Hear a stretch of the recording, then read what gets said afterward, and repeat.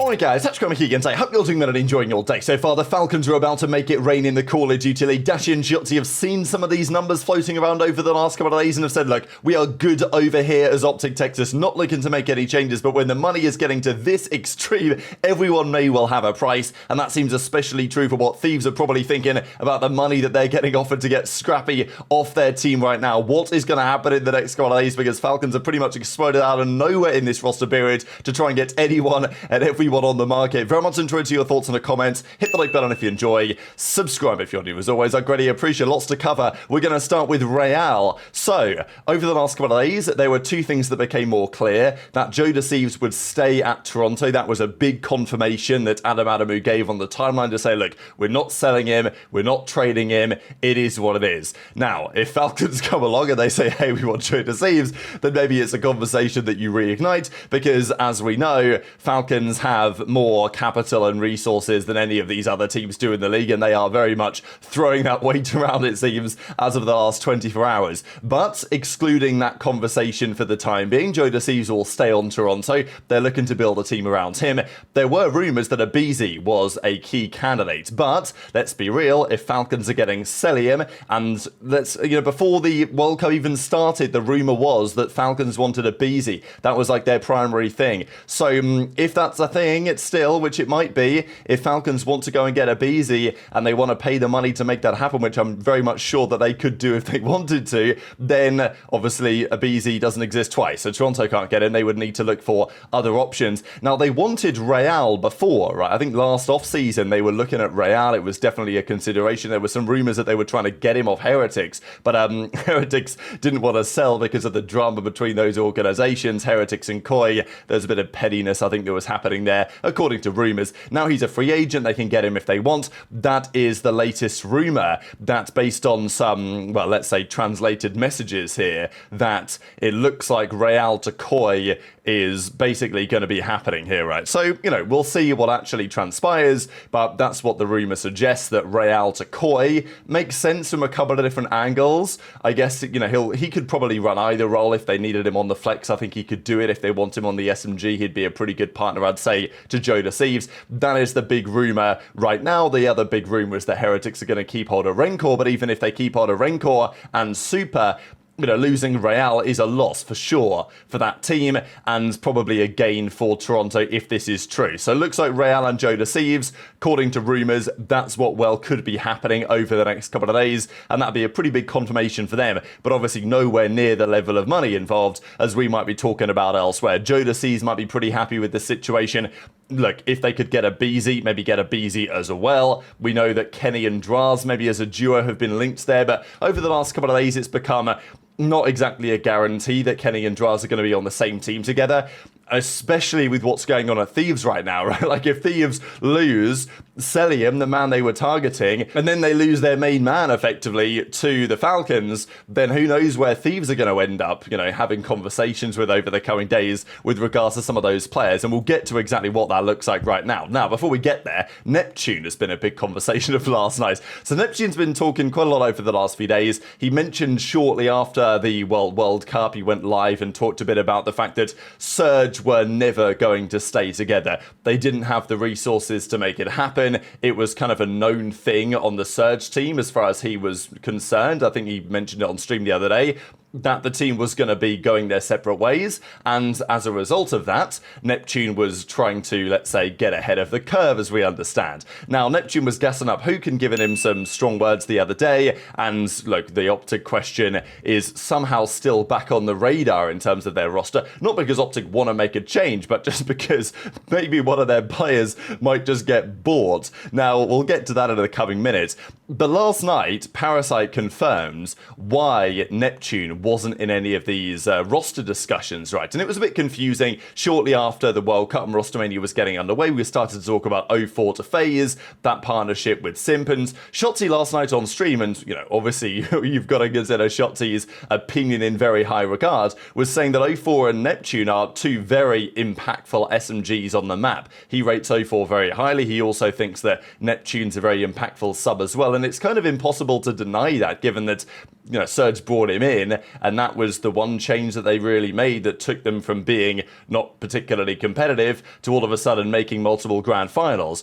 But Neptune apparently was speaking with other teams during the World Cup, maybe even before that, to try and figure out where his next step might be. To my understanding, he was, at least trying to have a conversation with the LA Thieves to see if that could go anywhere. And this was finally revealed yesterday, but it's always kind of interesting this, because aBeZy didn't want to talk about it, no one wanted to say it publicly, they were messaging in private chats talking about what the reason was, and as I say, like, I'd heard about him maybe having some convos, but I thought there was maybe more to it than that, but apparently there's not more to it than that, because obviously when people are like, oh, I'll type it to you in the chat, and then then they're like, oh yeah, I did also hear that, and they won't say anything, the community's going to speculate, and usually the speculation is going to be pretty extreme, right? There were lots of theories going around as to why this might have been the case for Neptune, but turns out that he hasn't really, as far as I'm concerned, done all that much. I find this very strange if this is one of the key factors, because some players get praised for this type of stuff, right? Like Formal is always gassed up for, at least in hindsight, for doing the team hopping, for playing the politicking game. And Neptune's in the replies with Parasite, and Parasite's like, look, I don't think this is a big deal, right? Just wanted to put it out there to defend you, because it's really not a problem. Neptune then doubles down and says, I was saying y'all are the real ones because people started coming up with absurd rumours. Screw aBeZy though. Guy made a career out of speaking BS in every way possible in COD. Actual ball haggy. So, here we go, baby. The Neptune versus aBeZy drama continues. But if this is all Neptune has done, really, and he's had a convo with other teams during the World Cup to try and finesse or whatever, then it seems perfectly okay as far as I'm concerned, right? This is COD at the end of the day. This is how the politics games work, and I can understand why Neptune would do it. And as I say, plenty of other players have done something similar in the past. It seems to have rubbed Kaysun the wrong way, and I can understand that if Kaysun's making some of the decisions over at FaZe. Maybe, look, when Formal joined OpTic, he had a reputation for doing this whole team hopping thing, playing the politicking game, and a lot of OpTic fans at the time didn't like that, right? Like when, he was not considered to be because people thought he might do it again, right? He might snake the team, right? And I understand that from a fan base perspective, from if you're a decision maker, if you think that your new player is a bit of a snake, then it's understandable you might not be so keen to get him.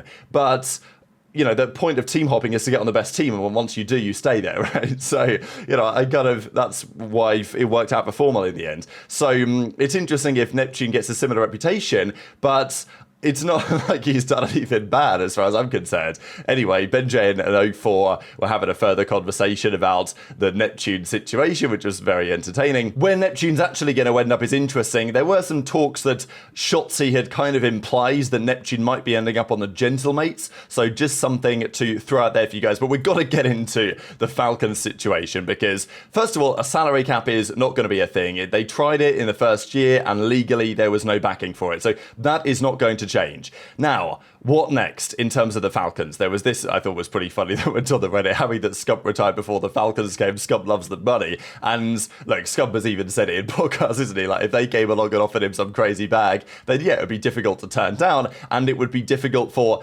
anyone to turn down if the money is indeed as lucrative as we think that it might well be. So last night, if you guys didn't see yesterday's video, the rumours started to emerge that not only have Falcons secured Cellium services, but now they want to go to Thieves and just straight up buy Scrap out of his contract and make that their AR duo for the next season. Ronnie said that the buyout for Scrap would effectively shatter the record for the highest in the history of the Call of Duty League.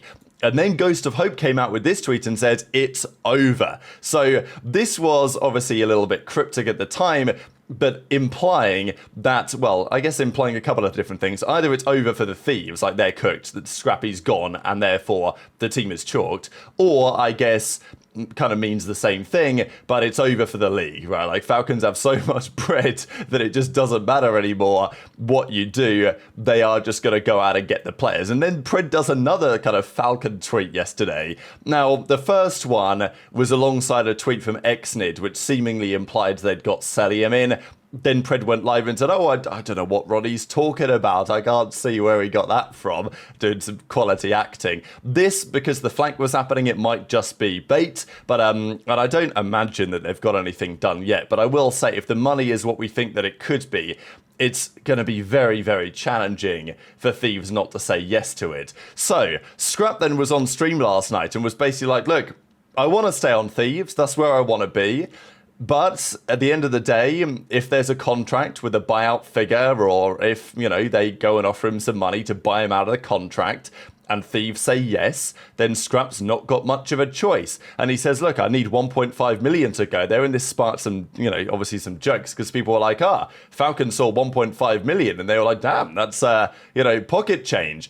Damn right, Scrap, we can give you 1.5. We were prepared to offer you 15. And maybe that's not far off the reality. So Ghost of Hope says, all right, I'm going to stop being cryptic, and I'm just going to tweet this out. Huge grain of salt. Heard Falcons may have offered LAT somewhere around $2 million for Scrap. Heard the original offer may have been around 900k. I'm not even 100% sure on it myself, but I fear for the future of the CDL if this is true. So let's just break this down for a second. We talked about it yesterday, that if Thieves were getting offered in the ballpark of $1 million for Scrap, it's very difficult to turn down $1 million, because let's say they paid 150k to buy Scrap out of his contract last year.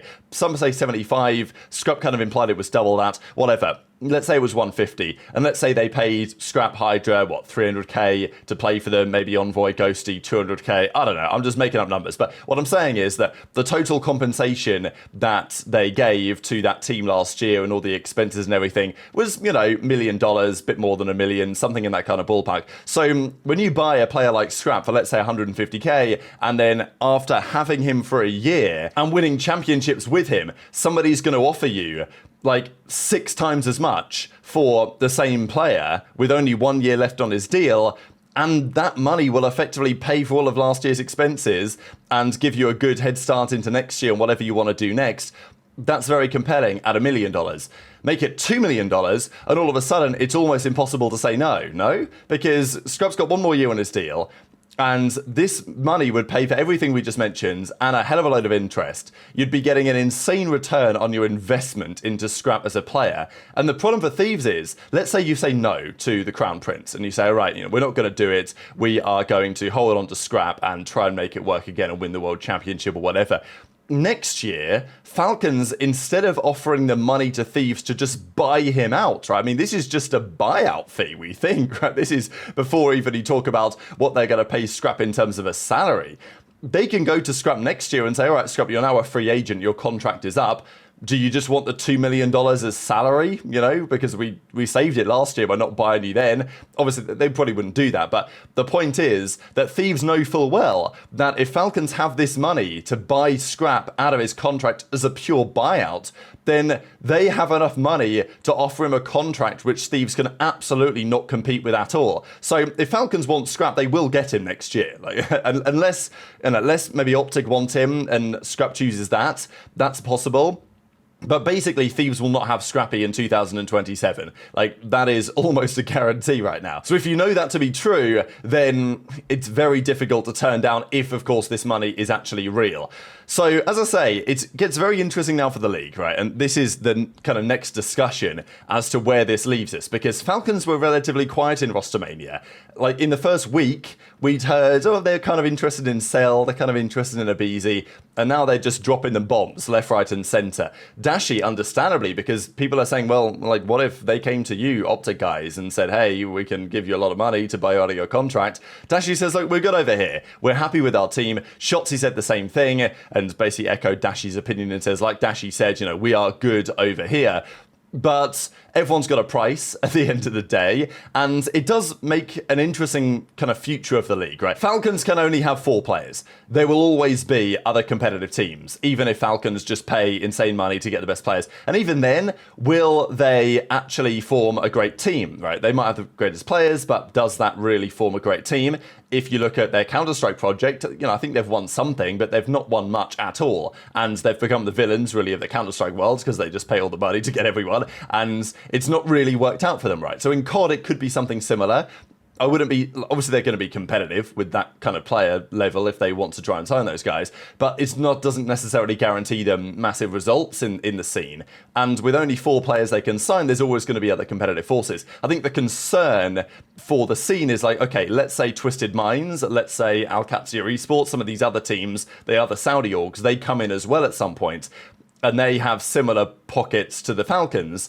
Then I think that's when, I mean, this is, you know, obviously controversial already, but if it gets to that point where the OpTic clout, the Falcons bag, is then added on to 2 other Saudi teams with major bags, then you might find yourself in a spot where the OpTics, the FaZes, the Thieves, like the big brands that made Call of Duty, all of a sudden are just simply not able to compete anymore. And especially when Hex is in a Twitch chat last night saying, they asked if you, so he's in Shotzzy's chat, they asked, so presumably Falcons came to Hector and said, hey, is Shotzzy gettable? What's his figure? And Hex is like, well, like, yeah, if the number is right, then I'll sell him, but it comes with my tears, anguish, and a broken heart. So, like, Hex is being pretty clear that, like, yeah, if you offer me the right money, at the end of the day, everyone's got a price. They offer Hex $1 billion for Shotzzy. He's going to say yes.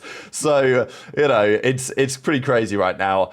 Is this going to happen then, right? Like, what are Thieves going to do about it? As I say, if that number is true, if the 900k number is true, that's pretty compelling. If the 2 million number is true, yeah, it's very difficult to turn it down. I'll be straight up. So very much intrigued to your thoughts on all of this stuff in the comment section below. Hit the like button if you enjoyed. Subscribe if you're new. Take care. And I'll see you next time. Not that I know no of. superstars there. You gotta. We're waiting till the outro. The outro? Nah, that's crazy, bro. Nah, that's crazy. Yo, any comment? Any comment? Hey, like Brandon said, we're good over here. Oh man! And we'll see you guys next time on another episode of Flame Superstar Shotzzy. Salute.